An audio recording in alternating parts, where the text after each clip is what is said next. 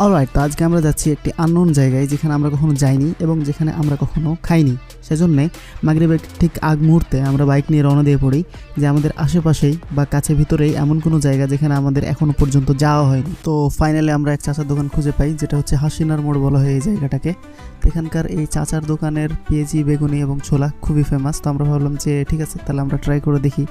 Two be honest, পেঁয়াজিতে পেঁয়াজের পরিমাণ কম ছিল এবং বেগুনিতে তেলের পরিমাণ খুব বেশি ছিল।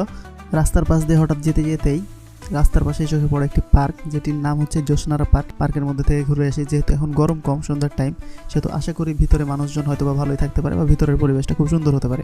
ওখান থেকে কিছুটা এগিয়ে এসে দেখতে পাচ্ছি একটি রাইড, কিন্তু আমার চোখ পড়লো রাইডের সিটে, কারণ রাইডের সিট বানানো আছে তরমুজের আকৃতিতে। অনেক সবাই হয়তো বা গরমের সিজনে তরমুজ পছন্দ করেন। দেন তারপরে খুব ভাব নিয়ে উঠলাম ঘুরন্ত কাপ্রিচের মধ্যে। আমার এমনিতেও মোশন সিকনেসের প্রবলেম আছে, একটুতে আমার মাথা ঘুরে।